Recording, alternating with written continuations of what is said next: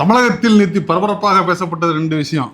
ஒன்று தமிழ் தேசிய எழுச்சி மாநாடு, இன்னொன்று அந்த மாநாட்டுக்கு வந்தபோது தஞ்சாவூர் நடந்த ஒரு ஒரு தள்ளுமுழு சம்பவம். ஒரு பையனை அரெஸ்ட் பண்ணாங்களே, அது ரெண்டு தான் நேற்று பேசி பொருள். அது மட்டும்தானா? வேற என்ன? அப்புறம் அது முக்கியமானது ரெண்டு மட்டும்தான். ஒன்று பேசிட்டோம், இன்னொன்று இந்த பையன் வந்து அரெஸ்ட் பண்ணப்பட்டது. அது என்ன பஞ்சாயத்துனா, பையன் வந்து நிற்கிறாப்புல, போலீஸ் வந்து பேச்சுவார்த்தை நடத்துறாங்க, போலீஸ் இப்படி செல்லமா தட்டுறாப்புல, அவன் பொலிச்சுன்னு வச்சிடறான். இந்த சேனல் உங்களுக்கு பிடித்திருந்தால், விருப்பம் இருந்தால் QR கோட் மூலம் ஆதரிக்கலாம். உங்கள் அன்புக்கு நன்றி. அவன் சின்ன பையன் இல்லையா, அடிச்சுட்டான் அவங்கள இருக்கு. அவ்வளவுதான் சொல்லவா வேணும். ஒரு கிடுக்கு இப்படிய போட்டு சூத்துல 2 தேய்ச்சி உள்ள அனுப்பிட்டாங்க. 7-6 கேஸ், கொலை கேஸ் ஒண்ணு சேர்த்திருக்காங்க. ஆமா, அது ஒரு கொலை கேஸ். அரசு அதிகாரியை பணி செய்ய விடாமல் யூஸ்வலா ஒன்று போடுவாங்கல்ல, அது இன்க்ளூடிங் ஒரு கொலை கேஸ். அப்புறம் இல்ல, இது வந்து இதுல முக்கியமான சில விஷயங்கள் இருக்குது. அந்த பையன் ஏற்கனவே 2 கேஸ்ல அட்மிட் ஆயிருக்காப்ல. எப்படின்னா, ஏதோ ஒரு பொண்ணுகிட்ட வந்து தவறா பேசிச்சான், பேச்சுவார்த்தை தான். ஆக அந்த பையன் வந்து ஒரு இம்பேலன்ஸ்டா இருந்திருக்காப்ல. அந்த பொண்ணுகிட்ட ஏதோ வாய் தரல ஒரு கேஸ் இருக்குது. அதே மாதிரி இன்னொருத்தர் ஒரு பிரச்சனை பண்ண கேஸ் இருக்குது. ஆக ரெண்டுமே பிரச்சனை பண்ணுது, ரெண்டுமே கோவத்தினால பேசுனது அப்படிங்கிறதுதான். ஸோ அவருக்கு வந்து டாலரன்ஸ் இல்லை அப்படிங்கிறது நமக்கு தெரியுது. அந்த கேஸையும் எடுத்து நோண்டி பார்த்து ஒரு ஒரு டாலரன்ஸ் இல்லாத அந்த இதில் இந்த அதே கோவத்தில் நேற்று போலீஸ்கிட்டையும் மாட்டிக்கிட்டாப்புல. தம்பியே பார்க்கறதுக்கு ஒரு மினி போலீஸ் மாதிரி தான் இருக்கிறாப்புல. கட்டிங் கிட்டிங்லாம் போட்டுக்கிட்டு நல்லா பல்சல் வந்து நின்றுக்கிட்டு அப்படிதான் நிக்கிறாப்ல. ரொம்ப வெறப்பா இருந்தாப்ல. வெறதான், அந்த வெறப்பு தான். ஏதோ ஒண்ணு அவர்கிட்ட ஏதோ ஒண்ணு துள்ளுது. சின்ன வயசு பையன். அது அந்த 2 கேஸ் இருக்குல்ல, அந்த 2 கேஸும் எதனால விழுந்திருக்குன்னு இப்ப நம்மளால கணிக்க முடியுது. ஒரு மாதிரி அந்த என்ன சொல்லுவாங்க, அக்ரஷன், ஒரு ஒரு சீரிய வேகத்தோட அந்த துடிக்கும் அந்த ரத்தத்தோட வந்திருக்காப்புல. நேற்று அமுக்கி விட்டாங்க போட்டு. என்ன பிரச்சனைனா, விசிகா வந்து பேனர் வைக்க கூடாதுன்னு சொல்லியிருக்கிறாங்க அங்க உள்ள மக்கள், அந்த உள்ள போலீஸ். அங்க அந்த நேரத்துல அப்படியே விசிகா காரங்க உட்காந்து ரோட்ல தர்ணா பண்ணிருக்காங்க. தர்ணா பண்ணிட்டு இருக்கும்போது மெயின் ரோடு நினைக்கிறேன், அப்போ உள்ள வந்துருக்கிறாப்புல. உள்ள வந்து ரொம்ப நேரம் ஹார்ன் அடிச்சிட்டு இருந்திருக்காப்புல, போக முடியாது. உடனே ஒரு விசிகா கார் வந்து பேசுறாரு. பேசி, தம்பி என்னன்னா கை காப்பாவது, சரி இது பெரிய பிரச்சனை, ஏன்னா ஒரு கட்சிக்காரங்க பண்றாங்க, அவங்க கும்பலா வந்து ஏதோ ஆயிட போகுதுன்னு சொல்லிட்டு போலீஸ் உள்ள வருது. உள்ள வந்தவங்க தான் அந்த பிரச்சனை நடக்குது. இதாங்க நடந்தது. அடிச்சோடனே தூக்கி உள்ள தூக்கி போட்டு போயிட்டாங்க. இப்போ என்னன்னா, யாரு மேல தவறு? நீங்க சொல்லுங்க, யாரு மேல தவறு? இப்போ போலீஸ் மேல தவறா இல்ல அந்த பையன் மேல தவறா? என்ன நினைக்கிறீங்க? பையன் கொஞ்சம் காமா இருந்திருக்கலாம். ஏன்னா ஆல்ரெடி அடிக்கிற வேலை அடிக்கலாம். பொதுமக்கள் அடிப்பீங்களா நீங்க? பொதுமக்கள் போலீஸ் மேல கை வைக்கலாமா?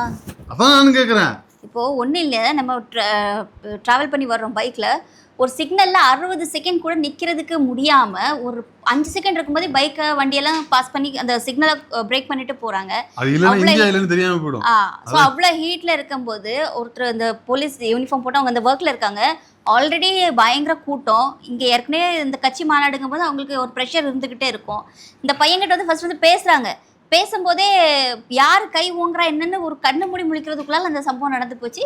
பட் என்னதான் இருந்தாலும் அந்த பையன் வந்து நிறைய பேரும் சொல்ல வரும்போதே சரி ஓகே கொஞ்சம் திரும்பி போயிருக்கலாம், இல்லை பின்னாடி போப்பான்னு ஏதோ சொல்கிறாங்க. அந்த பையன் அதுவும் கேட்கல, நான் அப்படிதான் வருவேன் அப்படின்னு நிற்கிறாப்புல. தம்பிங்க யார் தப்பு யாரு சரிலாம் சொல்ல முடியாது. பட் ஒரு இடங்கள்ல வந்து கொஞ்சம் அமைதியா போறது நல்லது. என்ன எதுக்கு இருக்கீங்க? ஜட்ஜ் என்ன சொல்ல போறாருப்பா? எது சரி எது தப்புன்னு பேசணும். அதுக்கு தான் நம்ம இருக்கிறோம். அதுக்கு தான் மனிதர்கள் இல்லையா, கொஞ்சம் பொறுமையாக போக. மனிதர்கள் இல்லையா, ஜெயில போயிட்டாப்ல இல்லையா? இந்த மனிதர்கள் ஜெயில போனாரு. அதனால தான் சொல்றது தம்பி கொஞ்சம் பொறுமையா இருக்கணும் அப்படின்றது. விஷயம் என்னன்னா, அந்த பையனும் ஒரு பிரஷர்ல இருக்கிறாப்ல, இந்த போலீஸும் ஒரு பிரஷர்ல இருக்குது, கூட்டம் நடத்துற அவங்களும் ஒரு பிரஷர்ல இருக்கிறாங்க. இதன் மூலம் என்ன தெரியுது? ஒட்டுமொத்த தமிழ்நாடு பிரஷர்ல இருக்குது. இது பாயிண்ட். ஒட்டுமொத்த தமிழ்நாடுங்கிறத தாண்டி இந்தியாவே அப்படிதான் இருக்குது. தமிழ்நாடும் இப்படிதான் இருக்குது. தமிழ்நாட்டில் உள்ள மக்கள், இந்திய மக்கள் எல்லாருமே ஒருவித அழுத்தத்தோடைய எப்பவுமே நம்ம இருக்கிறோம். அந்த அழுத்தத்தை குறைக்கணும். யாரு குறைக்கிறது, யார் அந்த அழுத்தத்தை வாங்கிக்கிறதுங்கிறதான் இங்க பிரச்சனை. உண்மையிலே இந்த என்ன பிரச்சனை அப்படின்னா, அந்த பையன் வந்து நின்றுட்டு ஹார்ன் அடிக்கிறான், போனுங்கிறான். எதனால் நடக்குது தெரியுமா? அது அவனுக்கு அப்ப வந்து அவன் போலீஸ் அடிச்சதோ இல்ல போலீஸ் அவனை வந்து செல்லமடி தட்டினதோ, இது எல்லாத்துக்குமே காரணம் சட்ட விழிப்புணர்வு இல்லாததான். ஒரு போலீஸ் அடிச்சா என்ன ஆகும், இல்ல ஒருத்தர் அடிச்சா என்ன ஆகும்னு தெரியாமலே இந்த பையன் இருக்கிறான். ஏற்கனவே அதனாலதான் 2 கேஸ் வாங்கியிருக்கிறான். இப்போ போலீஸ் அடிச்ச அப்புறமா அது ஒரு முடிவுக்கு வருது. இது கண்டிப்பா இது பெரிய விஷயம் தான். அப்ப என்ன பிரச்சனைனா அவன் என்ன நினைச்சுக்கிட்டான் தெரியுமா, ரோட்ல உட்காந்து பிசிகாரங்க போராடுறாங்களே அது வேலையத்தை வேலைன்னு நினைச்சிட்டு இருக்கிறான்.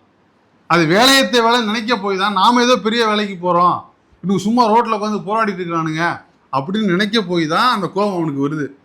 ஆக்சுவலாக என்ன பண்ணணும், உண்மையிலேயே என்னன்னா போராட்டம்னா என்ன, உரிமைனா என்ன, எதுக்காக அரசியல் கட்சிகள் இருக்குது, நாம எதுக்காக வாழறோம், இதெல்லாம் அடிப்படை கேள்விகள்.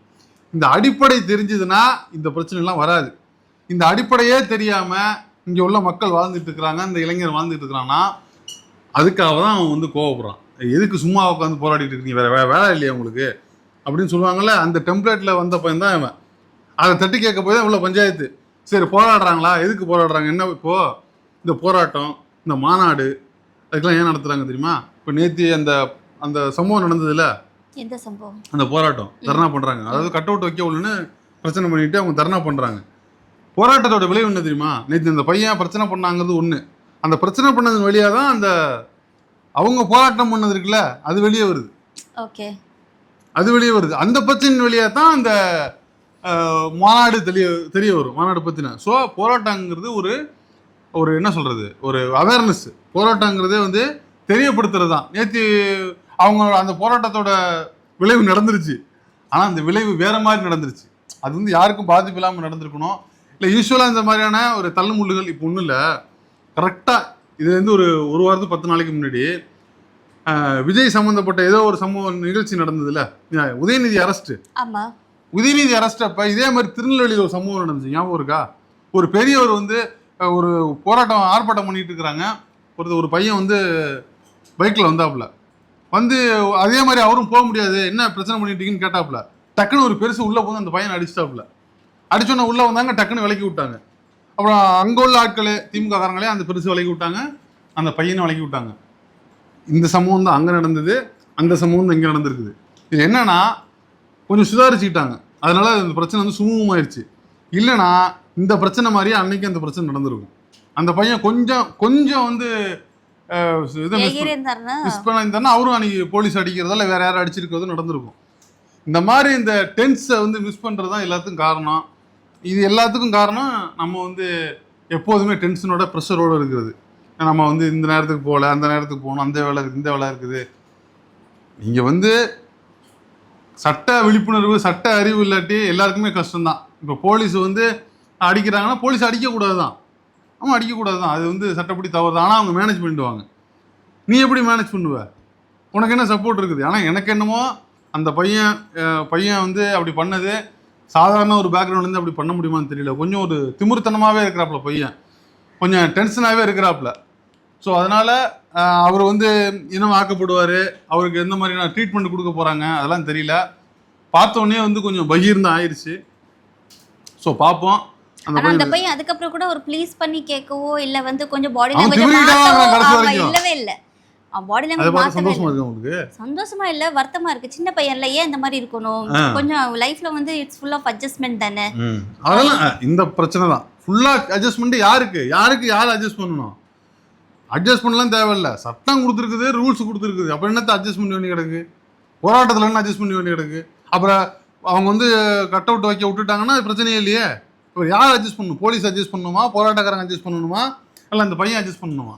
அட்ஜஸ்ட் பண்ணால் எங்கேருந்து ஆரம்பிச்சு எங்கே முடியுது? எல்லாருமே அட்ஜஸ்ட் பண்ணால் யார் தான் ஒழுங்காக இருக்குது? இவ்வளோ பஞ்சாயத்து இருக்குது இதில். அதனால் வந்து இதெல்லாம் சாதாரண விஷயமே கிடையாது.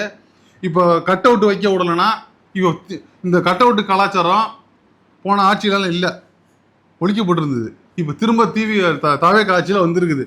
எங்கே பார்த்தாலும் பேனர் வைக்கிறது, எங்கே பார்த்தாலும் கொடி கட்டுறது, திரும்ப இந்த கலாச்சாரத்தை கண்டமேனிக்கு பேனர் வைக்கிறாங்க. முன்னாடி வந்து அதிமுக பீரியட்ல பேனர் தான் ஒரு பிள்ளை மேல விழுந்து அந்த பிள்ளை செத்து ஆமா இறந்து போச்சு, அதுக்கப்புறமா ஒழிக்கப்பட்டது, பிரச்சனையாச்சு. இப்போ எங்க பார்த்தாலும் திரும்ப பேனர் வச்சுட்டு இருக்காங்க. இப்போ அதே மாதிரி விசிகாரங்க கேட்டுருக்காங்க, நம்ம சொல்றோம் பேனர் வச்சிட்டு இருக்காங்கன்னு. ஆனா இப்போ வந்து மத்த ரூட் மாஃபியா என்ன வெளியெல்லாம் பரப்பிட்டு இருக்காங்கன்னா இவரு விஜய் வந்ததுக்கு அப்புறம் பேனரே வைக்க கூடாது அப்படின்ற மாதிரி கொட்டு சட்டம் சொல்றீங்க. அவனுக்கு கேட்க மாட்டானே, அவருக்கு பேனர் எவ்வளவு பெருசு பெருசா இருக்கு. நம்ம வரும்போது ஏடா ஒரு இண்டிபெண்டன்ஸ் டேக்கு அவ்வளவு பேனர் வச்சிருக்காங்க, ஏரியாக்கு அவ்வளவு பெரிய பெரிய பேனர். வேணா வீடியோ எடுத்து கூட கொண்டு வந்து காமிக்கிறோம். அந்த மாதிரி பேசுறது ஒண்ணு, செய்யறது ஒண்ணு. யாரை அட்ஜஸ்ட் பண்றதுங்கிறத மேட்ரு. அதனால இது எல்லாருமே சட்டப்படி நடக்கணும், அவ்வளவுதான் விஷயம். சட்டப்படி நடந்தா யாருக்கும் எந்த பிரச்சனையும் கிடையாது. ப்ரெஷர் ஆகாம டென்ஷன் இல்லாம இருந்தீங்கன்னா எல்லாருக்கும் நல்லது. மனிதர்களாக வாழுங்கள் டே, வாழ விடுங்கள் டே.